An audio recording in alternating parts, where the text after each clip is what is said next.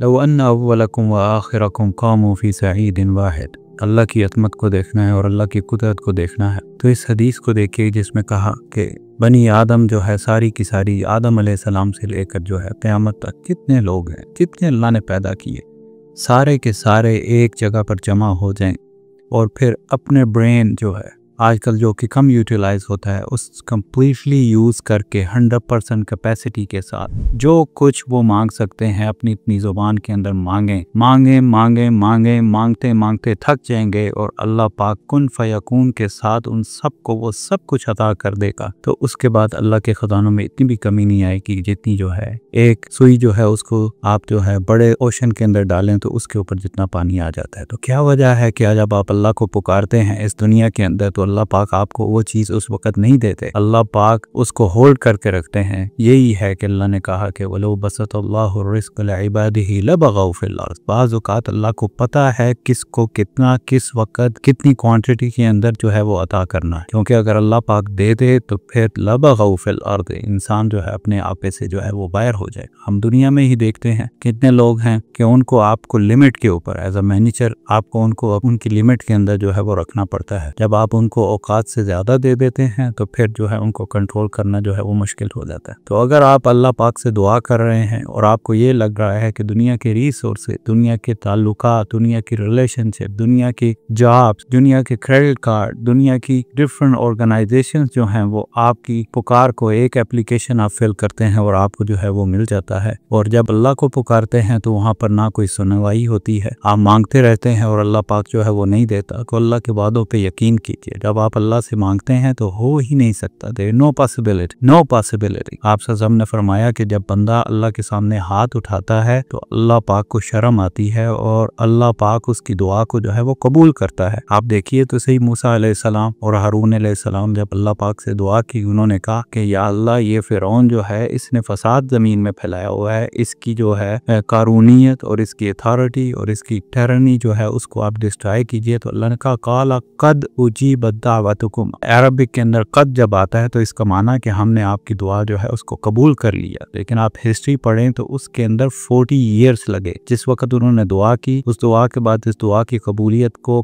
पूरा होने के लिए 40 साल लगे हैं, लेकिन अल्लाह ने पहले ही कह दिया दुआ कबूल हो गई, दुआ कबूल हो गई। तो इसी तरह आप किसी वक्त दुआ करते हैं तो अल्लाह पाक उस दुआ को कबूल कर लेते हैं, लेकिन हम फ्यूचर को नहीं देख सकते क्या चीज़ हमारी तरफ आ रही है, वो ठीक है बुरी है। अल्लाह पाक फ्यूचर को जानते हैं, अल्लाह पाक फ्यूचर को देखते हैं। तो उस फ्यूचर के ऊपर अल्लाह फैसला करते हुए किस जगह पे कौन सी चीज़ आपको देनी है, क्या वही चीज़ देनी है, क्या उसको रिप्लेस करना है, क्या कोई आफत आपके ऊपर आ रही है उसको अल्लाह ने पास पांड करना है या उसको सेव करके रखना है। क़यामत के दिन आप जाएंगे, आपका जो नामा अमाल है वो लो होगा तो अल्लाह पाक उस दुआ को जो है वो सेव कर लेते हैं आपके लिए। मतलब यहाँ पर तो आपको सारी फाइनेंशियल प्लानिंग करनी पड़ती है ना, लेकिन अल्लाह पाक खुद ब खुद उसको सेव कर लेंगे। और क़यामत के दिन जब इंसान थक हार कर और उसके लिए फैसला हो जाएगा कि वो जहन्नुम में जा रहा है, तो उस वक़्त जब उसके सामने पहाड़ों जितने जो हैं अमाल पेश किए जाएंगे तो वो इनकार कर देगा कि ये अमल तो मैंने किए नहीं, क्योंकि उसका माइंड जो उस वक़्त जो है कम्प्लीटली जो है वो वर्क कर रहा होगा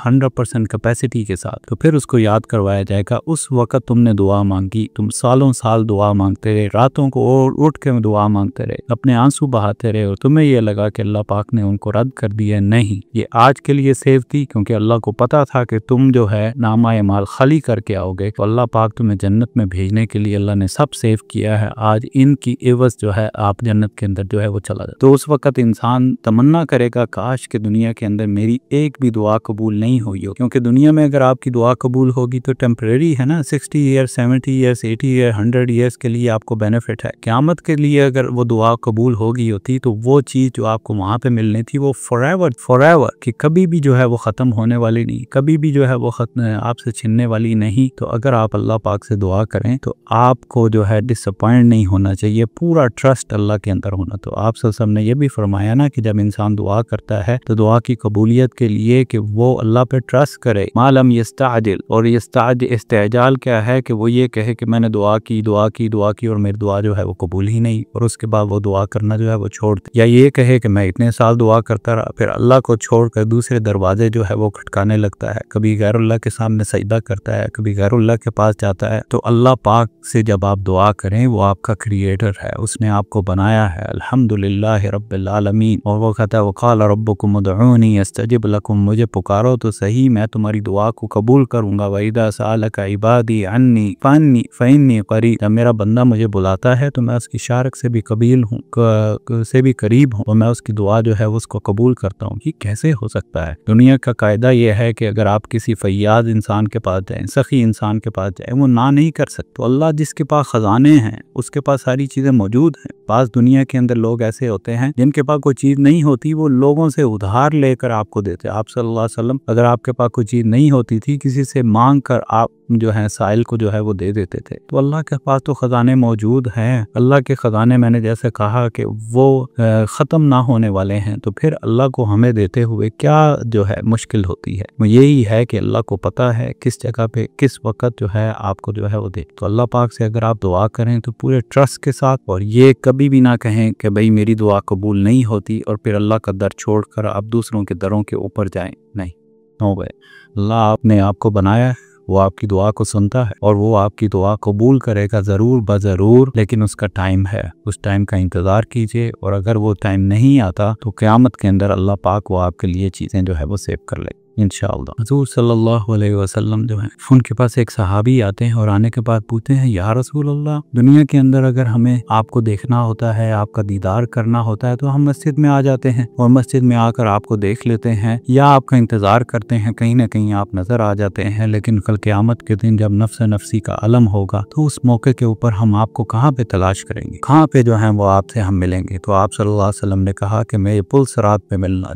हर उस जगह पे मिलना जहाँ पर मेरी उम्मत जो है उसके नामा अमाल और हिसाब जो है वो तोला जा रहा होगा। और आप सल्लल्लाहु अलैहि वसल्लम ने से पूछा गया, उन्होंने पूछा कि या रसूलल्लाह, दुनिया में तो हम आपके साथ होते हैं, क़यामत के दिन किस तरह हम आपका साथ पाएंगे? तो आपने कहा अलमरउ मा मन आहर, कि दुनिया में आपने जिससे मोहब्बत की, क़यामत के दिन अल्लाह उसके साथ आपको ज्वाइन कर देगा। सहाबा का इस हदीस को सुनने के बाद खुशी का इतना हाल था, क्योंकि वो तो यही चाहते थे ना कि आप सल्लल्लाहु अलैहि वसल्लम के साथ हो जाए। शॉर्ट नंबर 2 कि ओहद का मौका है, और ओहद के मौके के ऊपर सारे सहाबा आगे पीछे हो गए हैं और 7 सहाबा आप सल्लल्लाहु अलैहि वसल्लम के साथ रह जाते हैं, और पूरी तरफ से कफ़ार का लश्कर आपके ऊपर जो है अटैक करता है। उस मौके के ऊपर जो है एक औरत उम्मे अम्मारा जो है वो आप सल्लल्लाहु अलैहि वसल्लम को डिफेंड करती हैं, आगे से, पीछे से, दाएं से, बाएं से, यहाँ तक कि एक काफिर जो है तलवार मारता है, वो उनके हाथ के अंदर चली जाती है। और उस वक्त आप सल्लल्लाहु अलैहि वसल्लम जब देखते हैं कि एक औरत जो है वो आप सल्लल्लाहु अलैहि वसल्लम का डिफेंड करी, आप पूछते हैं सलीनी मा शि'ति, कि आप मेरे से मांगिए जो आप मांगना चाह रहे हैं। ये जो आपने एफर्ट की है, ये जो आपने अपनी जान के ऊपर खेल कर मेरी हिफाजत करने की कोशिश की है। तो उन्होंने क्या कहा, मुराफ़क़त फिल जन्नत, या रसूलल्लाह, मैं आपका जन्नत में साथ चाहती, जन्नत में साथ, दुनिया की कोई डिज़ायर नहीं मांगी। वो आप सल्लल्लाहु अलैहि वसल्लम के साथ होना चाहते थे जन्नत।